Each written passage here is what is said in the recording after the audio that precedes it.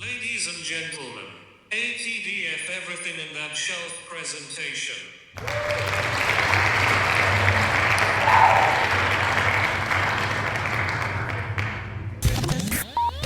You're now rocking with TDF everything. Spoiled rotten.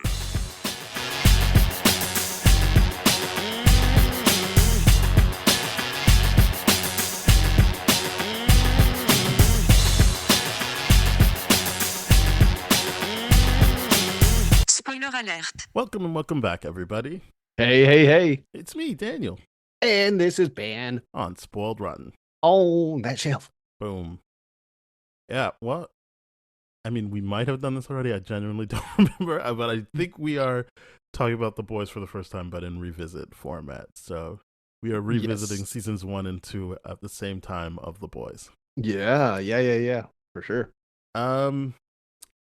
So yeah, it's an interesting show, only because I feel like after season 2, it felt like every season they were like, or the people it's mocking were like, hey, wait a minute, this show's making fun of us.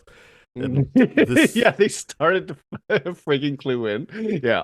And I thought it was so obvious every season, but I'm like, season 1 is not obvious. I think that's... I agree. I feel like it's clear to me, but I don't think it's obvious for everyone. But I think after season 1, there's no way you could be watching this seriously and be like, oh, they're only making fun of the other guys. Yeah, they're definitely not. And yeah, it's such a good show. And I will say, like, it took me so long to catch up into it and get into it because I don't want to get into it, but during the pandemic wasn't able to watch it. Mm-hmm. And then once I was able to watch it, I'm like, yeah, I should have been watching this the whole time. Like, this is stupid. It took me so long. I would say it's pretty intense. It can be very dark. Yeah. It's gory, yes, but I think and I don't know like where the writers' heads are at. Like, they might be more liberal than I think they are, but it's a lot of left-leaning ideology in there. Yes. That I think would be hard whether or not you were a neo-Nazi. Like, I don't think it's easy to sit with thing. I think it works for the type of conversations we have, but I don't know that it works for everyone in that way. And obviously there's people that just look at it as a superhero show. But yeah. It I mean, don't get me wrong, like I remember like a few years ago when you were like, this is what this show is about and all this kind of stuff, and I was like, oh, that's awesome, I'm gonna check this out. You were telling me how it was the business of superheroes and being one like sports franchises. I'm like, oh damn, that's really, really cool. And then like it's just really gory at the same time. And I don't think it's excessively gory. I don't think it's like snuff or anything like that. I just think it's like, yeah, these are the consequences of these heroes and how strong they actually are living amongst the general population. And I'm like, that's okay, that makes a lot more sense because yeah, when someone's being caught dropping out of a plane and all that kind of stuff, I've always been thinking in my head, I'm like, how did their arm not just rip off of their body, you know, stuff like that. And this show actually goes to be like, yeah, that happens. you know, stuff. It would be pretty dangerous to live in a world with superheroes. But yeah, I mean, I think with this watch of it, this is probably like my third or fourth time watching seasons 1 and 2. It was way clearer to me, kind of the anti-capitalist messaging throughout. But before we get into all that, I do have to say, I understand the show is called The Boys. It is definitely a show where I'm like, I don't care about the boys. I don't need them at all. Really? Show. I just care about the VOT stuff. I would say this. It's mostly Butcher I don't care for. Like, I'm just like, I don't need this. Yeah, he's at problematic. all. But I think as a team, I don't think they add anything. Everything they're going through is already addressed if you just follow the soups. Like, if you just follow the soups and VOT, they're addressing everything that you could say is beneficial from following the boys as a team.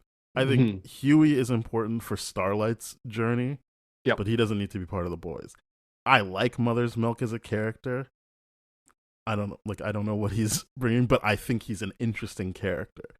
I like Kimiko as the show progresses, I don't think season 1 is strong for her at all. No, season But 1 and 2 is not great for her, I I think. like a lot of stuff that happens in season 2. I Yep. understand the whole she doesn't talk. I get that issue, but I Yep. think acting wise, what she's doing and what she's getting across without being able to speak, especially in season 2, is very Hmm. interesting, and the drama or the trauma that she's going through and what she's trying to reconcile is interesting to me.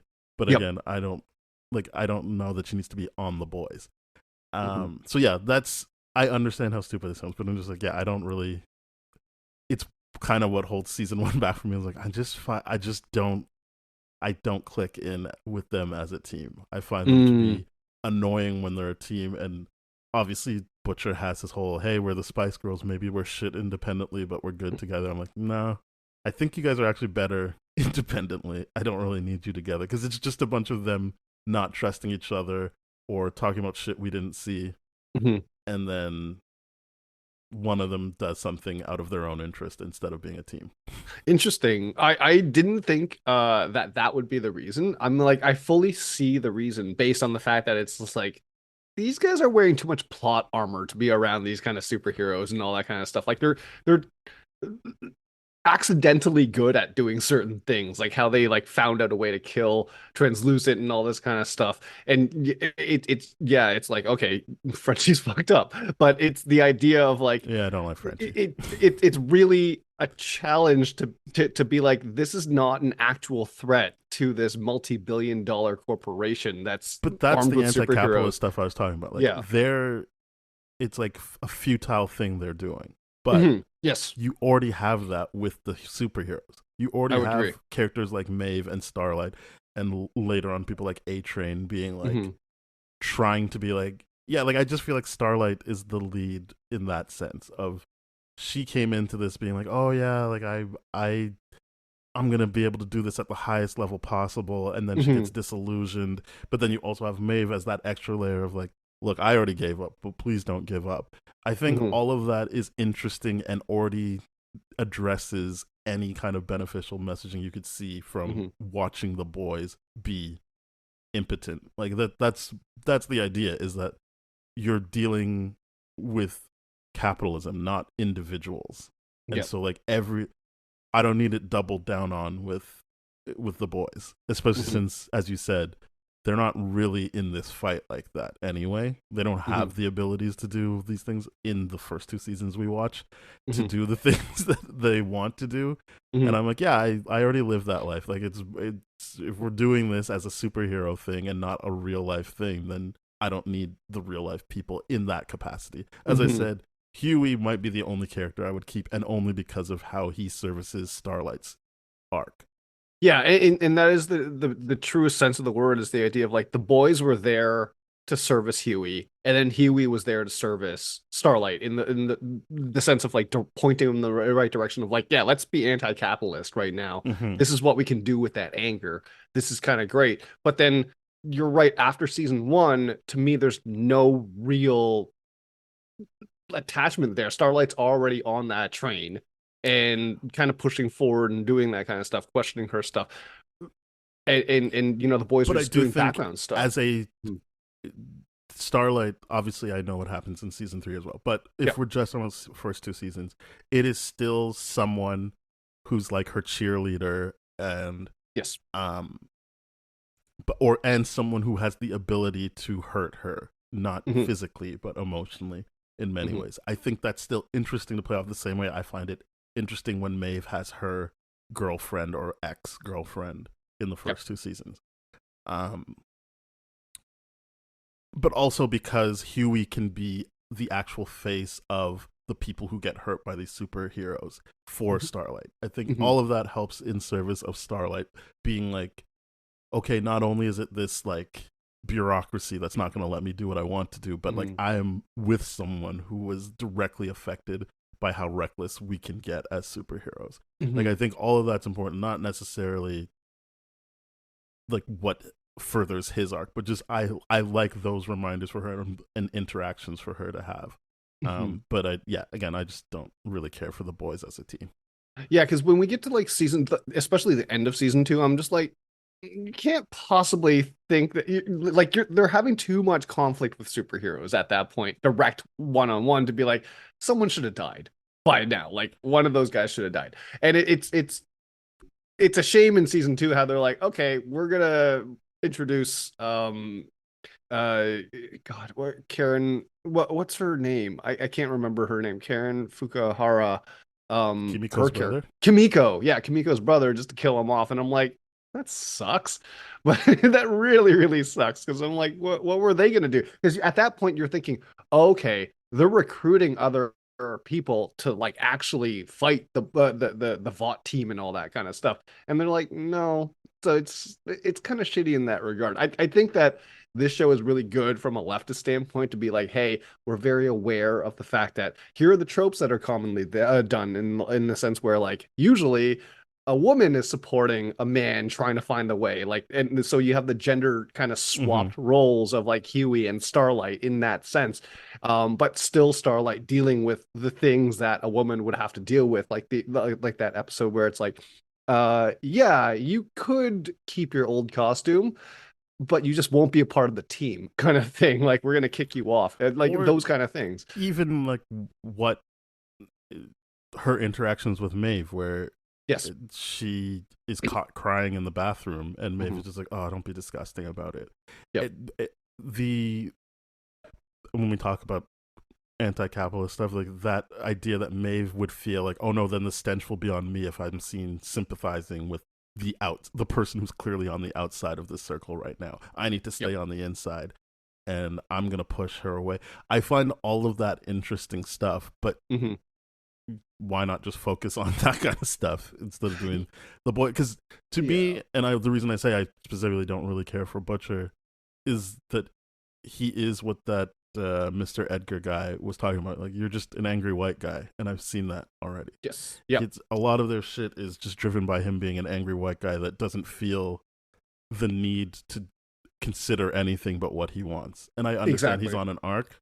Yep. But you don't really see any payoff to that until the end of season 2. Yeah, and then when you do see him in season 2, it's just like, oh, okay, he's an angry white guy that's just selfish now because it's like all he's and they call the boys actually call him. I was like, hey, you've kind of abandoned us right now, Mhm. like, and we don't know what's going on, we don't know you're doing and all that. It's like, oh, my person's alive, and this is what the situation is, but way too late in the season, and it's like. This is a weird beat to have because, yeah, you're right. I don't care much for the Butcher except for the fact that I'm like, okay, you bring a lot of like dark comedy to this, and I think Oh, that's probably what the boys do is I like like they Carl balance out Urban. the yes. I Yeah. like Carl Urban. I like Carl Urban's well, I think he's got good moments in the performance. It Yeah. is a character I'm just like, I don't want this. I don't like Yeah. this. But I think I appreciate, because I've seen Carl Urban in many different settings, I yes. appreciate that he is having fun with the character. And Yeah. I like that for him. Mhm. So yeah, this isn't about a wholesale rejection of him and the Mhm. character. It's just, I don't think the character is as important as they want. And the only thing tying him to it being important is the whole his wife got raped, which I'm like, I don't like. We could have done without that too. Yeah. Like, we didn't need to do that. You could have just made Sitwell the woman that gave birth to the first soup without Mhm. needing Compound V. Like, we don't even need it to be rape. Like, Mhm. it's just gonna be like Homelander had sex with Sitwell and she gave birth. You don't need to add the rape thing. Homelander Well, is I a terrible mean, person. I don't need rape to convince me he's a bad person. well, they're clearly trying to push like every envelope of like what But Power they do Unchecked push would envelopes do, all and the they time. do it so egregiously, Starlight's right? raped. Yep. There's gonna be more rape. Like, Yep. it already is. But the idea that the only thing that makes the Butcher important to the story is a rape story for his wife, Mm-hmm. I think makes it that you don't need it. Whereas Starlight isn't defined by being raped. I agree. That's what I'm saying. I don't need that. That's not important. It's not like, oh, now I can see they're really pushing the boundaries, because they've already done that beat. Mm-hmm. Yeah, you're right. It's just like they just keep doing like the crazy crazy things. But like I was saying, I think the whole purpose of The Boys is to balance it out to give us a little bit of a comedic beat every now and then. And obviously from Huey's standpoint, which you've of course been like, hey, I actually like the character of Huey being the audience surrogate in that sense of like, hey, this is what it would be like to live in a world with superheroes and how fucked up it would be. And especially for one that was a part of indoctrinated in that superhero like crowd of Hmm. like you see his bedroom and his action figures and all that kind of stuff, how much he loved the Seven before Robin got killed the way he did by A Train. I mean, she did by A Train, and it's just it's this wild kind of thing. Like you're 100% right. I think that the only reason the Butcher is interesting is because of the incredible casting. Because Carl Urban does do so much fun with has so much fun with the character, like you said, and it's just like, yeah, I like Carl Urban. I don't Hmm. necessarily like the character of the Butcher. Like when I watch Aquaman 2, I'm like, I'm here for Jason Momoa. I'm not Yeah, here for the actual you movie. can. Yeah, I think yeah, I agree with you that you could Yeah. just be like, yeah, you know what, I'm happy for the actor, Yes. like, which is the Karen Fukuhara situation for me is I like what she's able to do with acting. I understand that it supports, or at least is. I don't think it's supporting, but unfortunately, it is perpetrating a bad stereotype of Asian women being quiet. Hmm. Um, and also, when you first meet her, she feels subhuman to the characters in the show, not to me as a viewer, but to the Yeah. characters in the show. She feels subhuman. So all of Hmm. that isn't good, but I think they get out of that by season 2 for me, and I appreciate the Hmm. acting. And again, it's not a character I think they should keep. I'm just saying, if we're talking about the actors that we're happy for, I'm glad she gets to do some strong acting that doesn't rely solely on using words. Because Yeah. I can see her in interviews. I've seen her in other. Well, I think the other big thing she was in was Suicide Squad, where she didn't really talk either. But Yeah. but I've seen her in interviews. I've seen her in other things. She's a very bubbly person, so it is nice to see the range she has in that Hmm. way. Hmm. Um, but not enough for me to be like, yeah, keep that character. It's just like I don't need this. Yeah, it's tough for me because like as self-aware leftist shows go, there is always that element of like, oh, you really mishandled the Asian bit here. Like you're really playing into stereotypes that you don't even realize you're Again, doing I right don't know now. how leftist they are. I think there's some stuff that people Mhm. accidentally get right because it must be in their head. Sure. What I Yeah. think of, we talked about it. Like when you think of things like Saltburn, like that's clearly something that's on that writer director's mind. Even Hmm. though if you ask her consciously, she says the wrong thing. But there's too much in that movie for you to be like, well, you clearly are aware of these things or processing them. You might Hmm. catch up to this later, but I do think that top of mind for these creators, Eric Kripke, anyone who's involved, Seth Rogen, all these people who are Hmm. producing and writing on it, I think what's top of mind of them is, yeah, corporations bad, capitalism bad, but I don't know how they see that trickling down, and not even trickling down, but how that connects to white supremacy, how that connects to getting people like Hmm. Stormfront. I think they've got a baseline idea of that, and that these things are bad, but I don't think they've connected the full dots, which means you get stuff like Kimiko, who I understand is in the comics, but Hmm. still isn't in the first season, I'll say, elevated enough to make it better than what's in the comics. Correct. Yeah, in the first season, it's you're really like what's going on here, and then Hmm. you feel bad too because it's like, oh, the boys are gonna use her for X purpose. At first, it's like, oh, you're here to prove that, Vought has been experimenting or whatever it is. That makes sense. And then the second season, you're like, oh, you're gonna be the power of this team and all that kind of But I stuff. like And that then she Butcher's has gonna her treat you own. like crap. Sorry, yeah, but I like that she has her own idea of what she wants to do. Like when she starts Hmm. working for Frenchie's ex or whatever, and he's like, "Oh, like this is what you want to do now," and she's like, "Fuck you." Like obviously she doesn't speak, but her whole demeanor is like, "Fuck you." Like, what do I owe you? I'm Yeah. going through my own thing right now. I'm not here to make you feel better, because Hmm. that's kind of what I don't like about the Frenchie character. Is he's like doing a Hmm. bunch of shit and needs people to like drop what they're doing to make him feel better about what he's doing while he's going, oh no, who cares about me, whatever. Like, it's Yeah. obviously this plea to like suck people in, and I'm not saying that's not realistic. I'm not saying that's Oh, it's not very realistic. yeah, but that's what I'm saying. It's just like, I don't like this guy, but Yeah. not, and again, it's not in a completely rejecting like what a bad idea to do this. It's just Mm-hmm. I don't need that. I like that she puts up her boundaries, and again, this is all done non-verbally, Mm-hmm. putting up her boundaries, that, and like him constantly be like, no, teach me how to speak for you, and it's like on her terms she will do that. She's not gonna do it right away. She's like, Mm-hmm. I am fucking going through something right now. Leave me Yeah. alone. Mm-hmm. I'm gonna do what I need to do to feel better. I like that she has that sort of autonomy within this world. I agree. And one thing I do like about Karen's performance about Kimiko is like and I get hypersensitive to this all the time, is like a lot of people always critique Asian actors being like there's no emotional range. You can't tell what's going on and all that Mm-hmm. kind of stuff. I'm like, yeah, and a large part of that is because you're always putting Asian characters in like a Bridgerton kind of situation where it's like, oh, you have to tell what they're doing by the subtlety, and you have to know the cultural nuance of all that kind of stuff. Like when people watch Parasite, they're like, I don't understand why this is. I'm like, this is a cultural thing. That's why you don't Mm-hmm. understand.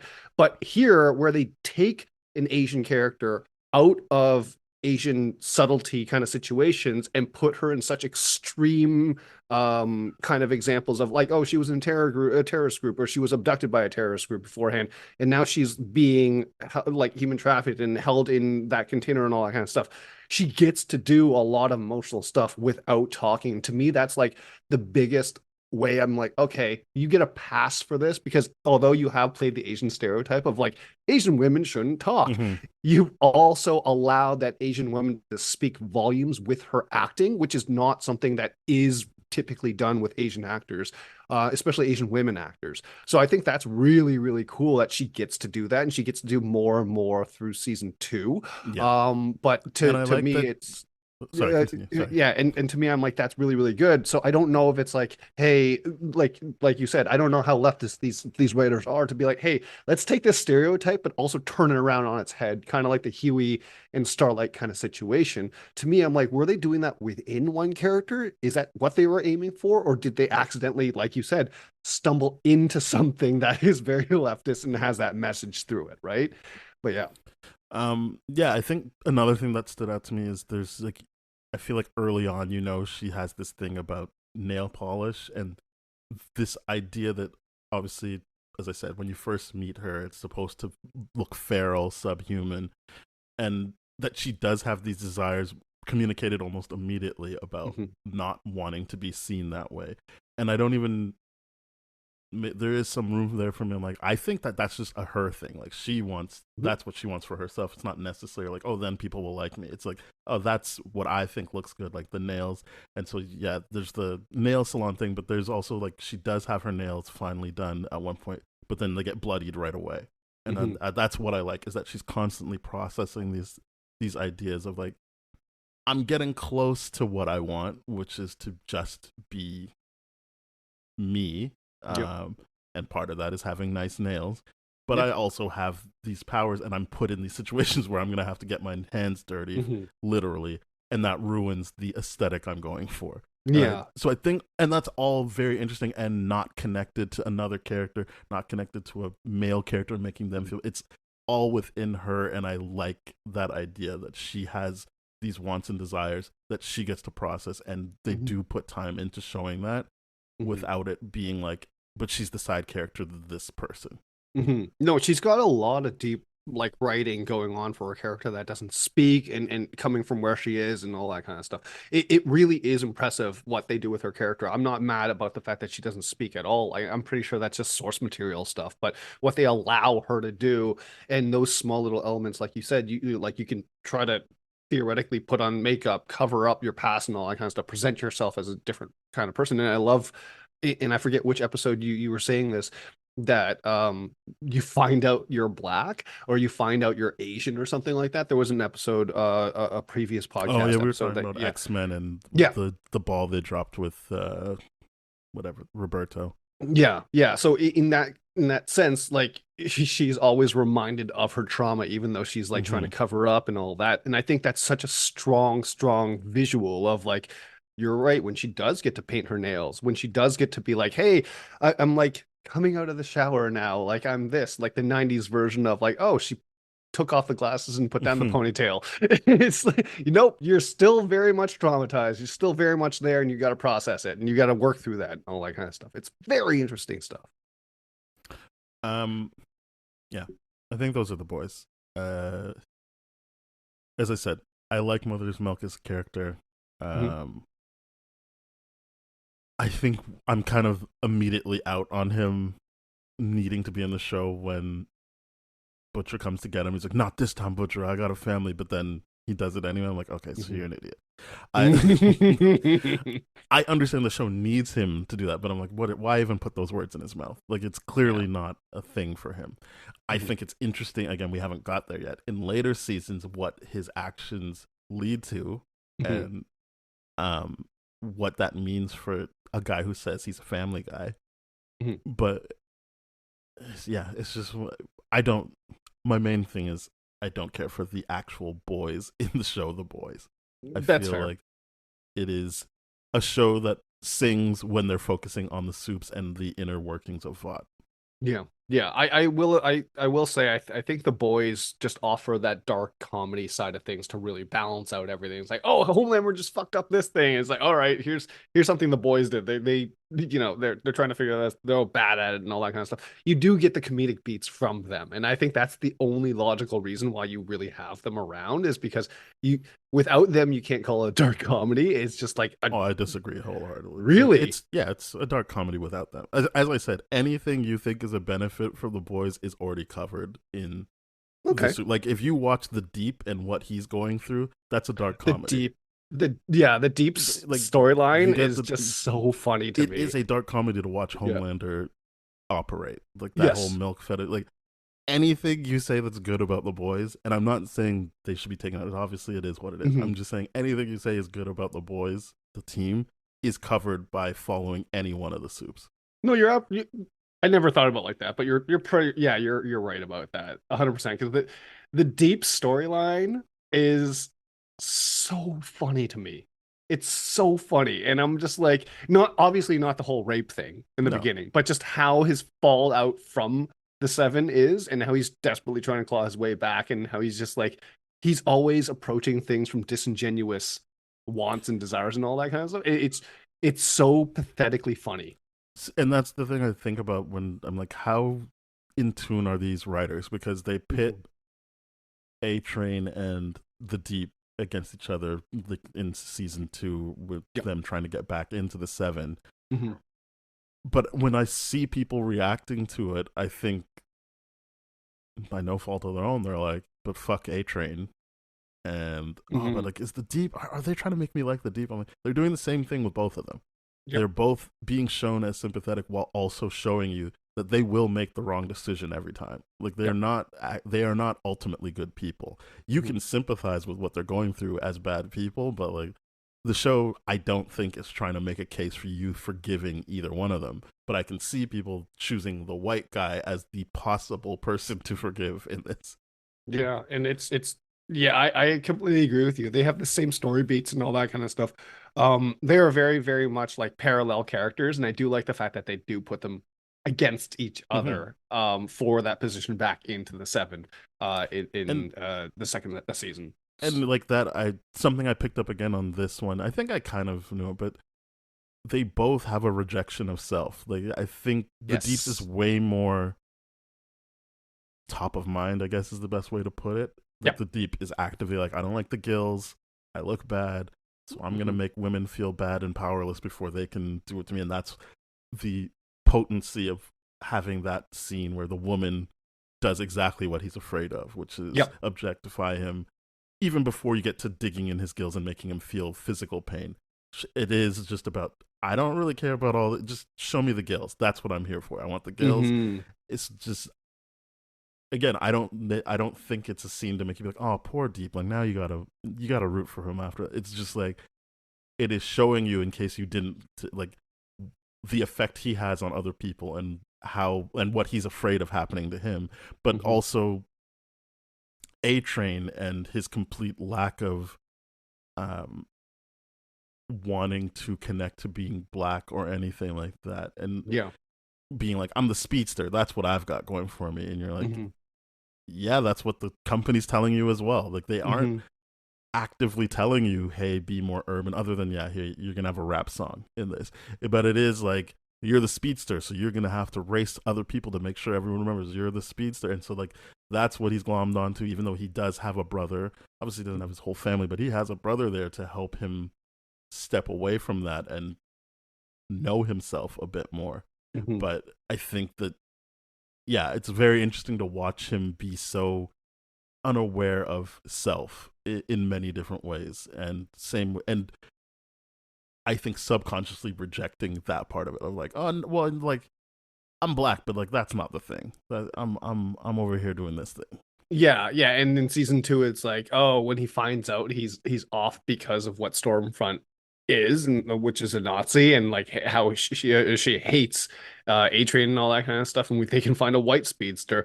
It finally hits him, and he just like they don't even deal with it. It's just kind of like, oh, okay, she's dead. A Train's back, baby. That's it. And you're right. It's driven by this level of self-hatred by both of them. And it's so. I can picture A Train having that line, like, "I'm not black, I'm A Train," kind of like, "I'm not black, I'm OJ." I feel like they're doing it without being. I mean, yes, they did it in. Actually, they did do it after the Jay-Z song popularized that concept again. Obviously, people knew of that. That's what Jay-Z's playing off of. But I think he made it relevant again in 2017 or whenever that came out, 16, 17. Right. And this is 2019, so they could have very well referenced it, but I think they are going for that. Like, he's the athlete, like, he is the O.J. Simpson athlete that can do what he wants. He kills his white girlfriend at one point. Yeah, I just think a lot of that is interesting. And yeah, I kind of get bummed out when we step away from that to do boys stuff. I mean, that's fair. That's fair. I see your point of. I see your point. 100%. I do. I just think that it's fun to be with the boys because it does let me have that breather of being like, holy fuck, Homelander's fucked up and is toxic and brings everyone else around down with him. Like in season 1, where he's like the infamous plane thing where him and Maeve are there to save, and then he fucks up entirely, and he's just like, oh. And he talks about what you talked about. He's like, no, the speed that this is going, I can't, like, everyone's gonna die anyway if I try to stop this. And I do. Interesting. Yeah, I do like how he's like, get out and push. It's like, what do I stand on? Like, think for a minute. And I'm like, I've never even thought about that for a second. But like, he's right, and like everything he's doing in that moment is correct. However, like for him, and so purely out of self-preservation. It's what a pilot would do too. Like, we're going down. I mean, his whole thing of like, sit the fuck down or I'll kill all of you is not what.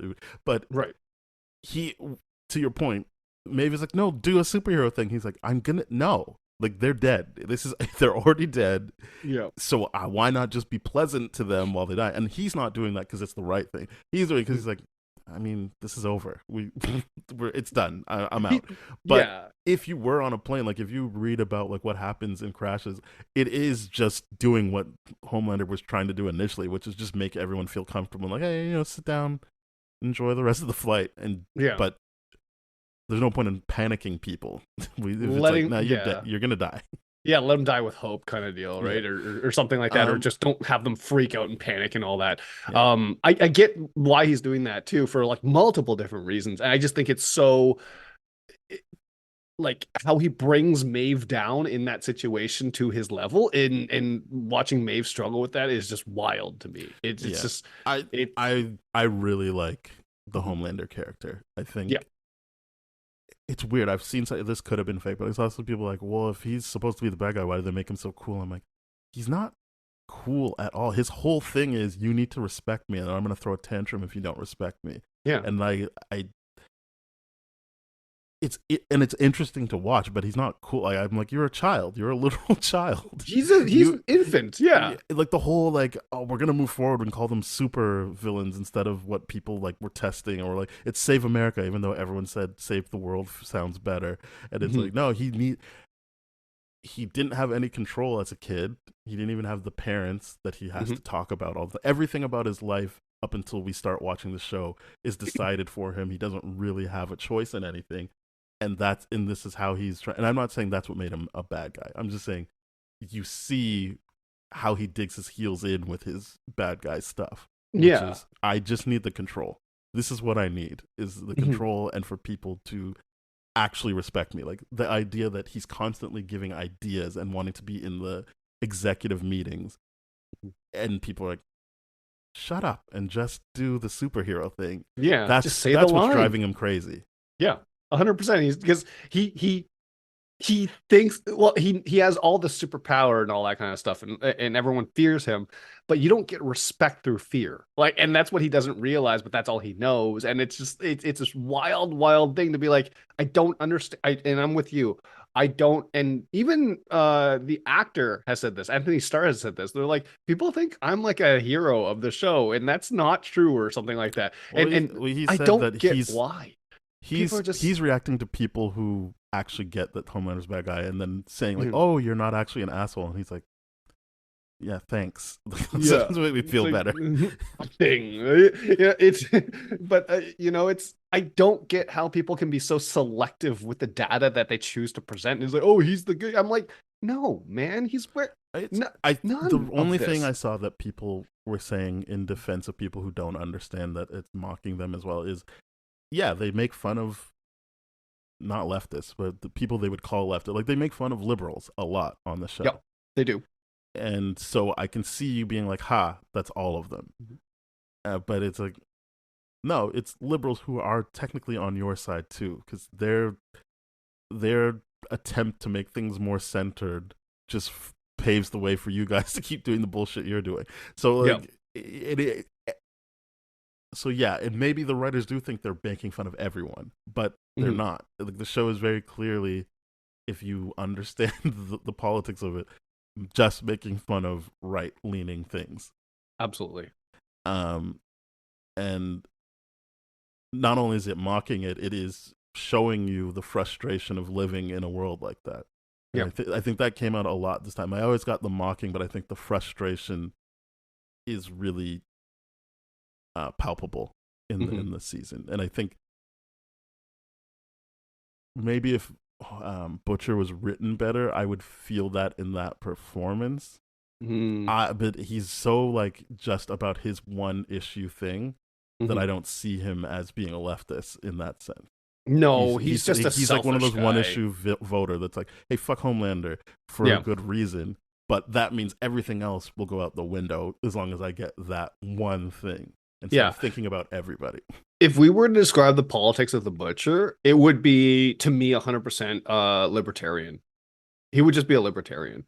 And I'm like, all right, cool. That just means you're selfish, which is exactly what you are. Yeah, Cool. he's just a selfish guy. But yeah, so I thought the biggest it when I watched it the first time, I thought the biggest fumble was killing off the Elizabeth Shue character. I'm like, she's such an important part of I agree. Homelander, and like Yeah.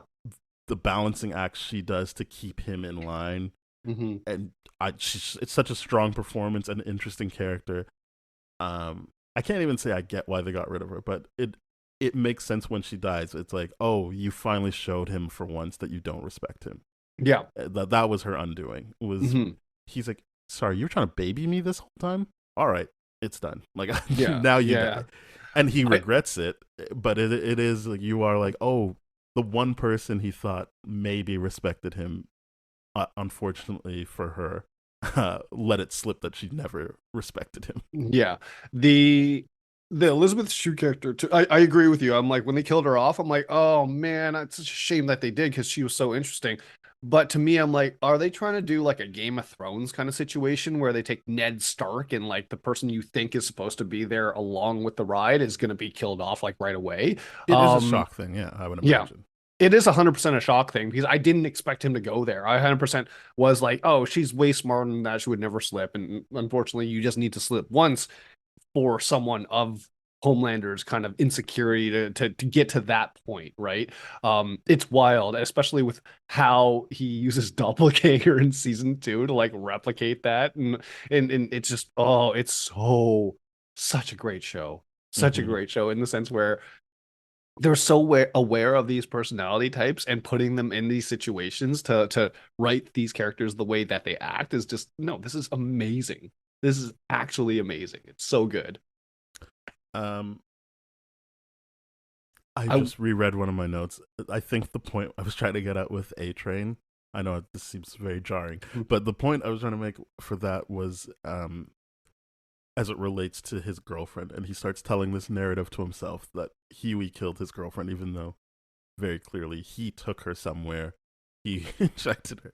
And it's Mhm. like, yeah, that's the lack of awareness that this guy has, is that he's like so not, he's so out of it that he's like telling himself these narratives in survival mode that completely conflict with the Mhm. reality he experienced. And Mhm. I find that very interesting as well. But yeah, I as you just said, it's a very good show because of depth like that for Mhm. characters. Mhm. Mhm. Um, I'd like to hear a little bit of your thoughts about Black Noir. I think he's done so like mysteriously that he barely is a character, but at the same time he's just a threat. Like, Yeah, you know. I ultimately like what they do with him. It's Mhm. interesting because in the comics he's just a Homelander clone, and Oh, really? Okay. he's the one that's actually doing all the bad stuff that Homelander Oh, okay. is doing or seem to be doing. It's Mhm. actually Black Noir keeping Mm. Homelander's hands clean. Or I mean, I haven't read the comics. I'm not going to read the comics because of who wrote them. But like, I Mm. um I know that like that's something I found out after season 1 was like, Mhm. oh, he's Homelander's clone. But in this show, they actively like, no, he's a black guy, and you get more background of him in seasons that we're not covering right now. So I will leave Right. it at that. But I think uh yeah, I just like that he's there as a threat, and then the the audience, not just you as a person, the audience Mhm. learns the trauma he's gone through, and I find that interesting. Mhm. But yeah, it's just a choice the show made that they're like, we're not doing that, and I Okay. do feel like that could get just kind of confusing of like, what's the point Yeah. of that? So yeah, just make him his own character, and in that sense, I like it, and I do like when Homelander gets grilled about like superheroes so white. He's like, well, Black Noir is. Well, I mean, he doesn't Look. identify as anything, so you got Yeah. those guys covered too. It's like it's But they so show that he's funny. clearly black, and Yeah. I know it's a Yeah. black actor playing him. Right, right. That to me like that was really, really funny. It's like, how's Homelander gonna talk about diversity within seven, especially after Adrian just got kicked out? I'm like, what? This is hilarious. And then when he talks about Black Noir, doesn't identify as anything. What the hell does that mean? Oh God. But yeah, I That's like that, such and like race blindness kind of bullshit that I'm like, yeah, no, that's clearly racist. If you don't know someone in the race and that's I think he significant was part gonna of them. say he's black, but then Yeah. decided, oh, I can spin this, and I think they were Yeah. trying to do a parallel to like people who are non-binary or something. I think that's what they were going for. I think so, but I just think it's really, really funny. The No, whole it is thing. funny, but that's what I'm saying. Like, it's a Yeah. moment completely devoid of the boys that is dark and funny and interesting. Right. Right. Right. Um, but what I do like when you get into season 2 is obviously he gets rid of Sitwell, who's obviously shows to be quite the buffer because Mhm. then he's gonna have to go up against Edgar. But initially in the first season or the second season, you think like, oh, he finally has the control he wants because now he's installed Ashley, Mhm. and he's like, I don't work for you. Fuck you. You do what I say. Yeah. And you're gonna give me. And obviously, she doesn't have the power to do that, but it Mhm. also is this great foil of I think his name, yeah, Mr. Edgar. I can't remember. It's like the Carlo Esposito Yeah, character, Giancarlo. Yeah. Giancarlo, and like he's just so good in it. And he has one of my favorite exchanges with Butcher when Butcher's like, he's like don't you feel bad about making a racist a superhero? And he's like, I like, what am I supposed to do about that? Like, I don't have the luxury of being an angry white man. Hmm. I need to just live my life. And It's like I have a job, I have to do. and he's like, oh, so it's just about business. Like, when has it ever not been just about business? Hmm. Yeah, his character is so damn interesting because when he does call him out on, hey, you're just an angry white guy. You get to do whatever the hell you want. I can't do that. And it's just like, what do you want me to do? It's so nuanced. It's such a good thing. And I'm like, that is such a good exchange. You're absolutely right. And that he's just not afraid of Homelander or Butcher. He's No. just kind of like, yeah, he's that moment with Homelander when Homelander's like, oh, I'm going to go somewhere else. He's like, oh, I see. You think that we're a superhero company. We are not. We Mhm. are a pharmaceutical company. Pharmaceuticals. So you can get fucked. Like, you're the face of it. You're not the point of it. Yeah, you're the product here. Like it's such it's so good the way he does it. Yeah, Because he's you're great. just like, I believe everything that he's doing right now. The complete power move, you can't just kill me, like all this. It's wild the way he just flexes on Homelander and just is like, hey, Madeline made you feel like a child, but loved. I'm gonna make you feel like just a child. Yeah, you're kind of. just a kid It's to me. so I don't have to. good. I don't have to take you seriously at all. Yeah. Uh, and yeah, you already mentioned her. Stormfront, I think, is a great thing. But this Oh is God, where I'm like, I Stormfront don't was understand how people yeah. don't see how they're being mocked now, like, or at least put on trial. When Stormfront says things like, "People believe what I have to say; they just don't like the word Nazi," Yeah. and you're like, so it's right there for. Or when she goes, I just use memes. Like, you're trying to do like superhero shit, and I'm running circles around all you motherfuckers with memes. And it's Yeah. like, yeah, like the trolls online. I don't understand how people don't see how they are being completely put on trial for their actions right now. Yeah, I think oh God, the people that are like that, I just they're so oblivious and so There they must lack be, that yeah, self-awareness. They yeah. lack the self-awareness to even be like, hey, I'm being called out right now. And I'm like, yeah, you are. What are you gonna do? Like, think about this for a second. Like, like she's saying everything right. Like everyone thing that line that you said, everyone likes what I have to say. They just don't like the word Nazi. I'm like, yeah, you're doing Nazi things. You just don't She want is to a be Nazi. branded as a Nazi. Like to those people, I'm like, it's so dumb. It's I like. I mean, I think I knew she was a Nazi before the season started, but I like the slow tease of just the way she looks at A Train, or Mhm. when she has the battle that I think kills Kimiko's brother. Yes. Is she's in case you didn't understand, she calls him a yellow bastard. But Yep. everyone she kills on screen before then is a black person. Like, she's Yep. going through these homes, and the people who should be the people she's saving, she's just fucking up, like, and enjoying it. And you're like, yeah. And she has those talking points of like, oh, they're trying to persecute us. And at first you're like, is she trying to say superheroes? And she's like actively like, no, because of the color of our skin. It's white genocide. And I Yeah. love that moment where Homelander's like, what the fuck? Yeah. Whatever. I like having sex with her. But like, Yeah. but and that's another, I feel like, subversion there, where usually it's you see in real life, not necessarily in shows, but in real Mhm. life, white women being like, I don't really like his politics, but I'll still be with him. Like, that's fine with me. I will Yeah. sit next to this.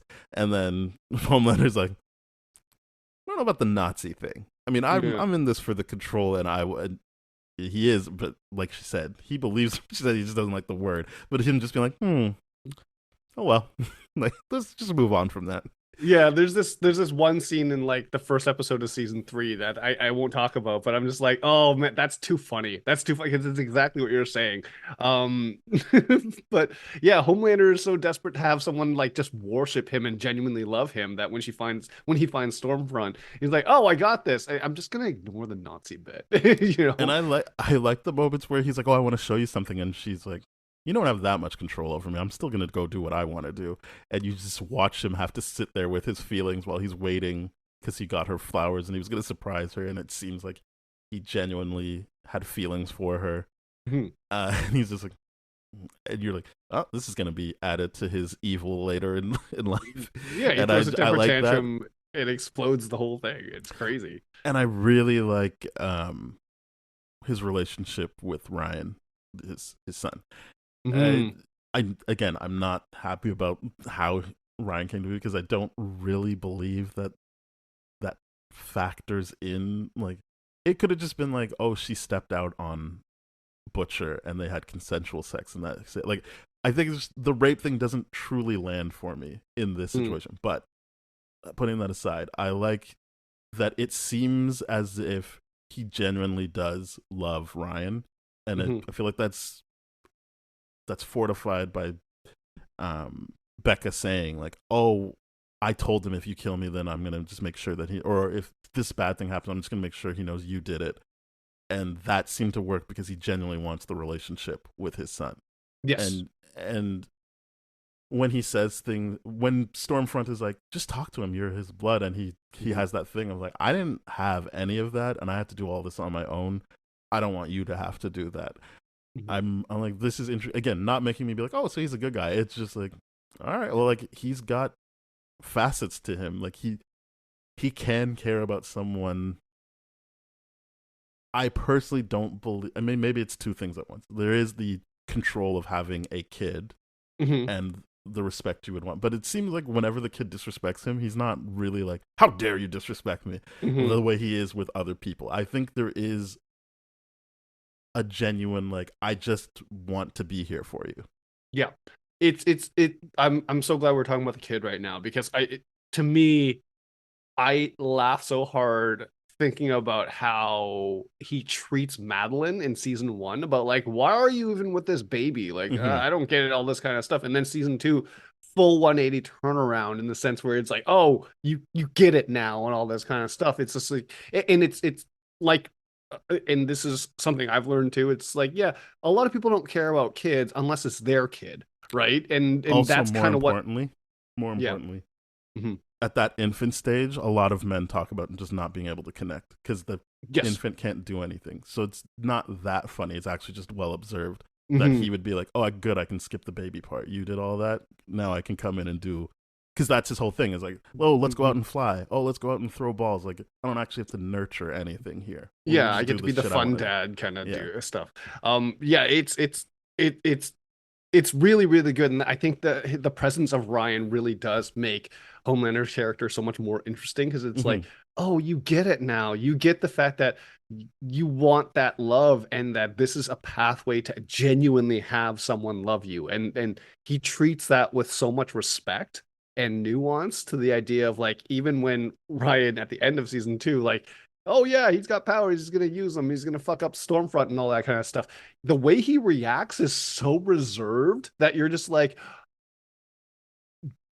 there's so much like, did you love the Stormfront? Did you what's going on here? But at the same time, you like, you can't beat your kid, like all this kind of stuff. It's wild to see how the presence of Ryan does make Homelander such a different character. It's Yeah. great. I think it's a great progression. Mhm. I've already said what I don't like about the storyline, but Mhm. if you're just in the scenes with him, and I even like the tension of Becca being like, "Stay away from my kid. This is all I've got. This was Mhm. a terrible situation, but at least I have my son Ryan. Mhm. Go away." Like the moments where she's like, "How long are you staying?" And or when he genuinely just flies off with Ryan, like I thought that was really well acted. Like this, the guttural pain she's feeling as her kid's gone, and she's trying Yeah. to reach out for him. All of that is interesting. Um, and yeah, but then you're also like, as I said, the Butcher arc of, and I know it'll play into season 3 as well, but the Butcher arc of, I got my wife back, and she's like, "And you gonna respect the idea that I have a superpowered kid?" And he's like, "Yes, No. yes." But no. And it slips out of him. He's like, "He's just a fucking super freak," and you're like, Yeah. "Yeah, buddy, you gotta." And I like that. To me, the arc is him getting to the, "I'm an idiot. You can't be with me. Actually, just take your son and leave because he Yep. can't be around me. I am bad at this." Yeah, I destroy everything I'm around. And I'm like, yeah, that's the first self-aware thing you've Yeah, had. and the The first first non-selfish thing you unselfish, said. because Yeah. every other thing he does that seems like it's helping, you're like, oh, he was just playing this person, or this Yep. helps him. This is the first time where he's like, I had the plan, I was gonna sell you out, Mhm. and she's like, but you didn't. I'm like, I mean, it's a matter of time. Just relax. Yeah, yeah, He's yeah. right. Like, just listen to him. I mean, the show takes care of it by killing her, so it doesn't really matter. But you're like, Yeah. yeah, she needs to get away from him. Yep. Yep. She really, really does. Um, but it's wild. It's wild. And I really did like when the three women beat up Stormfront. I don't know how Maeve could possibly sneak up on her, but it still was like, I'm in the moment. I'm enjoying this. Yeah, yeah, I did like that. Because like honestly, like I was laughing at that because I'm like, the show writers are having so much fun with that writing that scene because I'm like, I wish someone would say girls get it done right And there then they and do. then and they do get it done. And I'm like, this No, is but then so Frenchie says it. good. Oh, he does say it, doesn't Yeah, he he? says, oh, Oh, girls really do get it done. it's such a good book and a joke. It's so wild. I love it so And much. more, I mean, they didn't need the Frenchie line. They had it. They didn't need it, Mhm. which was all of the men just shooting their guns like idiots and it having zero effect. Like it didn't Mhm. even register with the people in the fight. I was Yeah, just like, yeah, this is great. This is just good visual storytelling. it Of like, is. you've got Maeve who's like, I just have to do something. Like Yeah. I can't be scared anymore. And Starlight who's Mhm. finally like, oh good, I can beat up the bad guy finally. And Mhm. obviously, Kimiko's like, and you killed my brother. I'm gonna fuck you up. So it's Yeah. all coming together, and it feels. We've talked about it on this podcast. I wasn't someone who had a problem with all the women in Endgame coming together, but this Mhm. obviously feels way more earned and Oh, organic. 100%. Yeah. Agree. 100% agree. I don't have any issue with that, the women coming together in Endgame. But it did feel forced. Like when rightists are going like, "Oh, it's they're doing wokeism stuff." I'm like, "Yeah, okay, I can see how that was forced. I can see that." Here it makes so much more sense though, Yeah. because like all the other guys of the superhero like team and all that kind of stuff, they're obviously well, Homelander's for Stormfront, and all the other guys are just off doing something else, right? It's just in this situation, aside from Queen Maeve being like, "Yeah, where'd you come from?" The rest of it's just like, no, the whole thing makes sense. The whole Hmm. thing makes sense. Of course, Stormfront. I mean, Starlight's there. Of course, Kimiko is there, and all this kind of stuff. And they're like three of versus one. It's great. It's a Yeah. great And showdown. I was all in for that fight scene. It was great. Yeah. Um. I will say too, another thing is that you know how in the past I've always like said like, oh, I don't like when shows are done in Toronto because then it takes me out of it. This did not do that at all. Like I'm like, oh, this is actually really really cool that I Mhm. know that that's the Hummingbird Center or whatever. I know that's this and like this other place up north at Young and Shepherd where I'm at. I'm like, oh, that's a shooting look. And so it actually became cool to me here as opposed to I'm glad you cringe, which finally it was got in the there. past. Yeah, I finally got there. It was good. Good. It's a. I love it. I like it a lot. Mhm. Yeah, I think I Which, have by the not seen way, anything from season 4. I'm hearing bad things. Uh, oh yikes!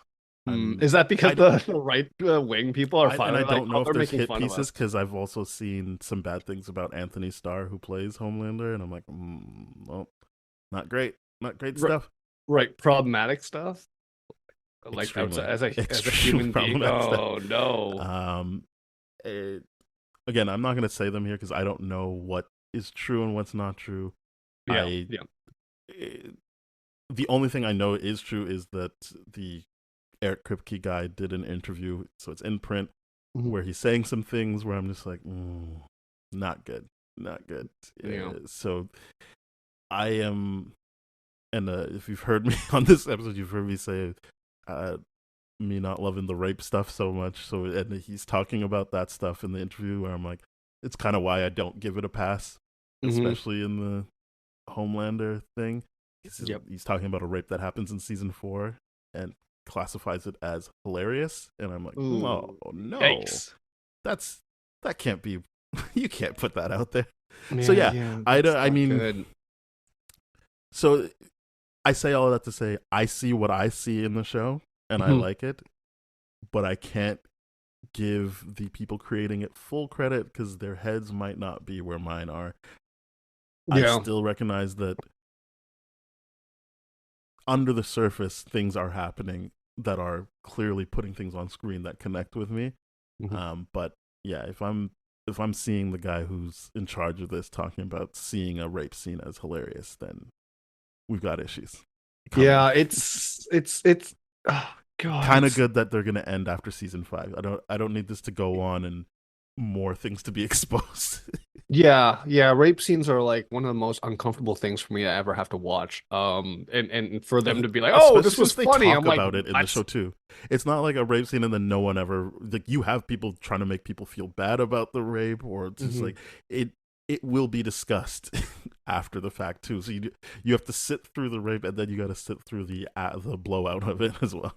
Well, at least I am glad that there is that it's not like, oh yeah, it happened and we just like push it Yeah. aside, Oh story yeah. beats over and all that kind of stuff. But it's just like still the idea of like, oh, you find that funny. Like Well, I'm I do saying he agree, said like a specific one and it's in season 4. We haven't seen the scene yet. right, Or I right. haven't. I get that. But what I'm saying is just like when you have writers and producers and just creators in general that are like on the dark side of humanity, you gotta have that self-awareness to communicate to the audience at the end of the day that you still know where the line is, that you can't Hmm. find rape funny, right? That's just not good. You can't do that. Oh man, that's brutal. I don't know why I'm raising my voice because clearly you're on my What's side. Yeah, no, it's I mean it's an issue, right? Like so Oh, it's definitely an I issue. wanted to make sure I said that on mic because Hmm.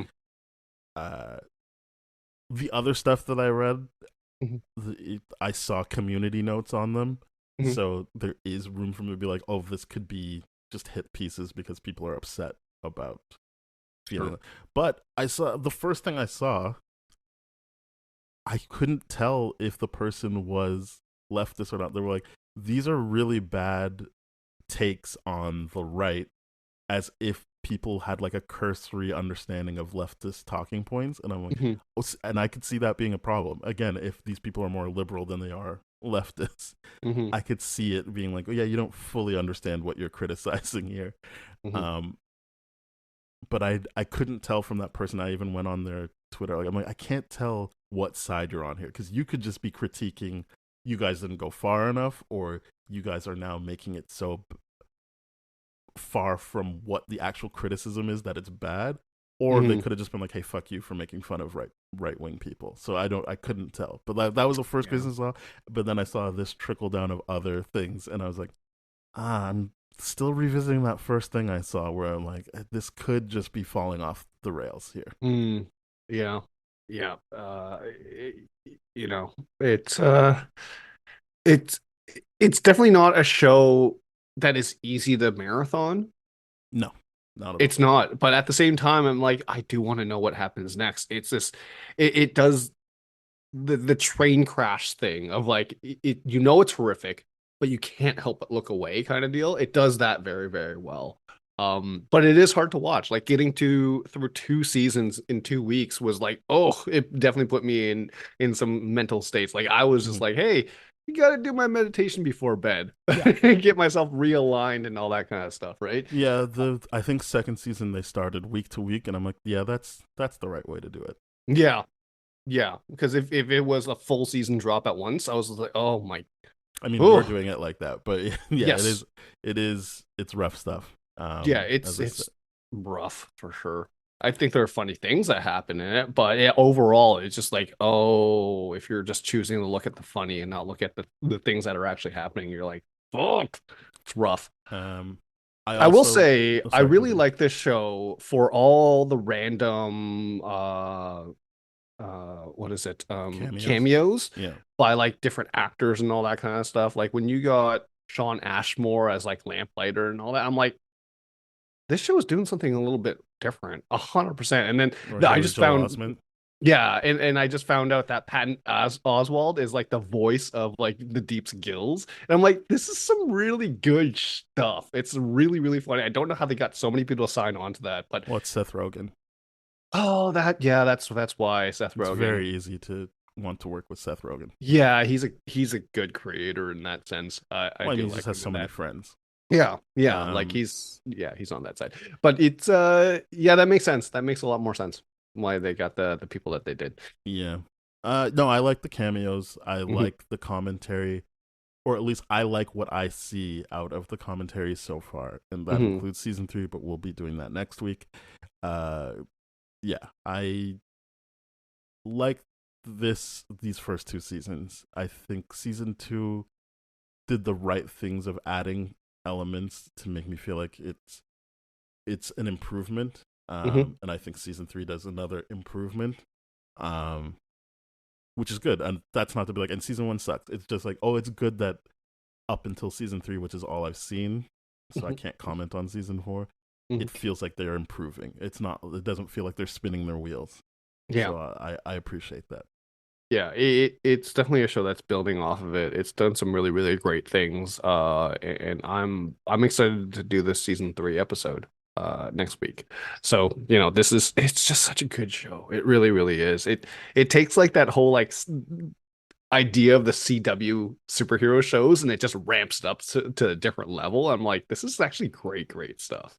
It's so Yeah, good. I love it. All right, let's rate season 1 and 2 as Mhm. a combined thing. I'll give it a 9.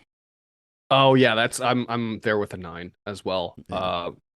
Yeah, this is probably 8.5 because I'm like, yeah, and that's just because I'm like, it is very tough to sit with some of these Mm-hmm. topics at the end of the day, but it's hard just because it's hard to sit with doesn't mean it's bad because they do Exactly. it very, very well, right? It's just tough to like anytime there's like egregious amounts of rape like they have here. I'm like, oh no, and then the killing. But then there's funny things like why did the Deep think he could stop the boat with a That whale? was good That was stuff. sort of the funniest thing in the world. I'm like, this is so dumb. And like everything, and I think one of my favorite things that Deep does is like, I'm gonna save this dolphin from Wonderland or like SeaWorld. And I'm like, this is so I dumb. do like anytime the Deep interacts with a sea creature and he's like, oh, he knows my name, or like he's just touched by like, oh, hey man. But Yeah. like when he was getting, I think, was it a lobster or a It crab? was a Where it lobster. was a lobster, and he's like, no, not that one, this guy, like that's my guy. And then Yeah. he just didn't think that they would kill it right away. Yeah. And I was I'm like, like, oh, that sucks for you, buddy. Anyway, you're still a bad person. Bye. yeah, it's just like every time you do well, it's just so dumb and poorly thought out that you just like end up killing and hurting everyone around you. I'm like, this is so funny. It's so funny. Yeah. Well, But yeah. thank you very much, everybody, for listening. We are part of the That Shelf Podcast Network with other great shows like Bad Gay Movies, Contra Zoom Pod, Springfield, Googleplex, and more. So please go to thatshelf.com. You'll find those shows, our show, and more shows. And if you want to hear older episodes of our show, please go to tdfeverything.com/spoiledrotten. You can also follow us on social media. We are at TDF Spoiled on Twitter, Threads, and Instagram. So please follow us there. And of course, go on all the different podcast platforms to subscribe, rate, review, follow, share with your friends, and do all that good stuff. Yeah. Oh, I guess you should email us at spoiledpodcast@gmail.com. That would be great too. Thank you very much Yeah. for listening. Goodbye. Cheers.